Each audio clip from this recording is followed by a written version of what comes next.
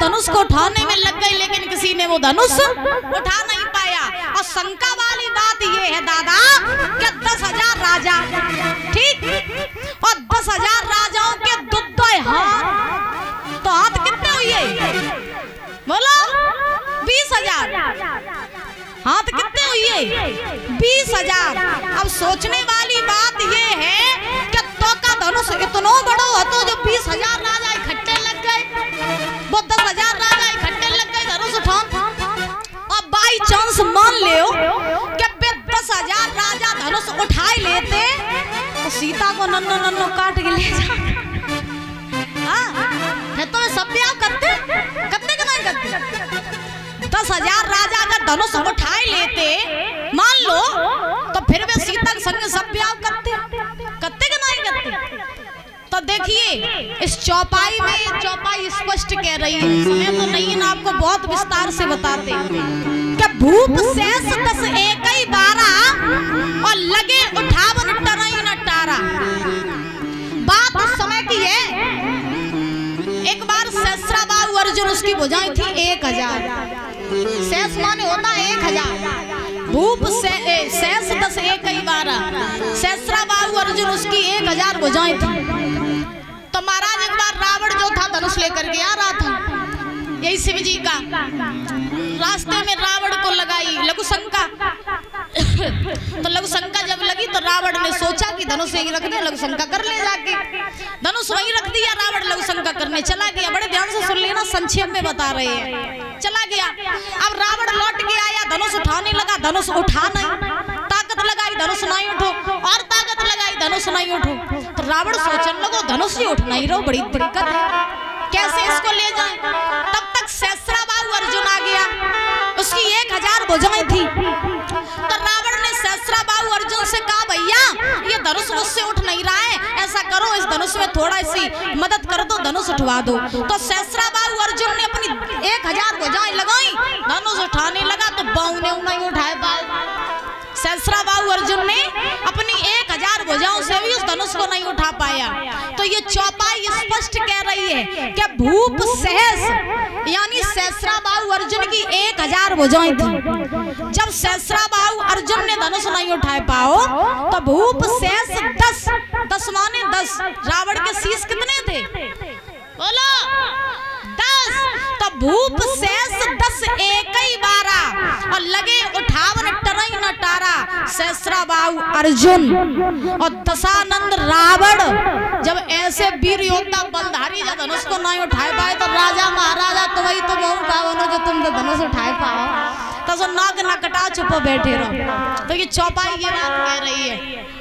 सब राजाओं ने प्रयत्न किया, धनुष नहीं उठा पाया।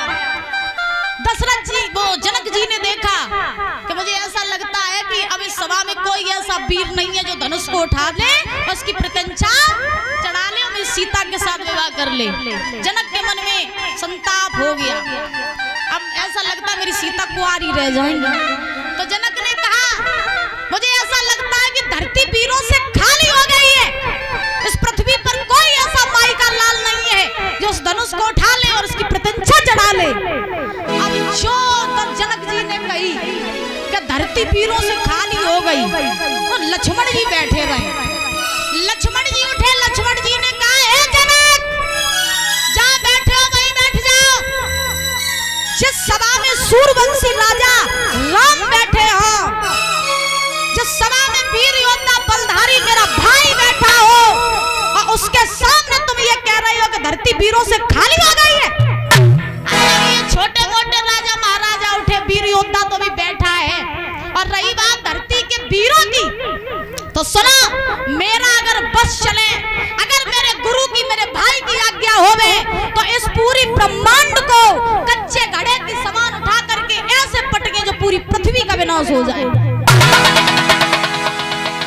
विश्वामित्र ने राम से कही, लला राम तो छोटो वालो राग बिगाड़ रहा हो, जाए चुप बैठा रहो, अगर जी और बोलियो तो समस्या ही खड़ी हो जाइए। लक्ष्मण को बैठा लो। अब राम तो सीधे स्वभाव के थे, तो राम ने लक्ष्मण जी से कहा, भैया तुम बैठ जाओ, ज्यादा ना बोलो, तुम बैठ जाओ, गुरु की जब तक आज्ञा आज्ञा नहीं होगी तब तक कोई काम हम नहीं करेंगे, आप बैठ जाओ। लक्ष्मण बोले भैया ये बातें कैसी कर रहे हैं जनक जी? राम बोले आप चुप हो जाओ, गुरुजी जब कहेंगे तब हम धनुष तोड़ेंगे। तो राम जी ने लक्ष्मण जी को शांत किया। अब विश्वामित्र ने मौका पा करके आज राम से कहा बेटा राम जाओ और जा करके जनक जी का जो संताप है उसको दूर करो।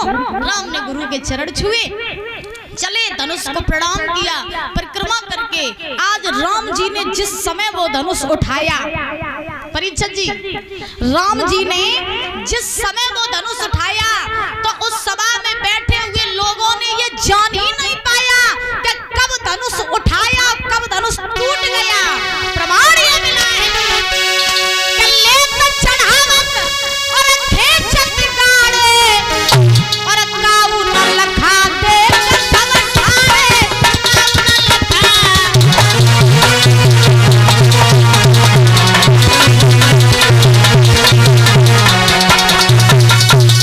लेत चढ़ावत खेचत गाड़े और काऊ न लखा देख सब ठाड़े।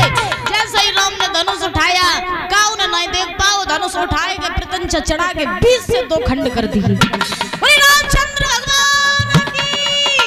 और जैसे ही 2 खंड किए अब तो सभा के लोग सब महाराज राजा महाराजाओं ने कान उठाए, बोले भैया मर जाओ, चल्लू भर पानी में डूब गए। जब नेक लड़के ने, जब नेक से लड़के ने, बारिश लला ने जो धनुष तोड़ दो, हम तो ऐसे ही बैठे रहे, अब तो बड़ी बेइज्जती हुई है।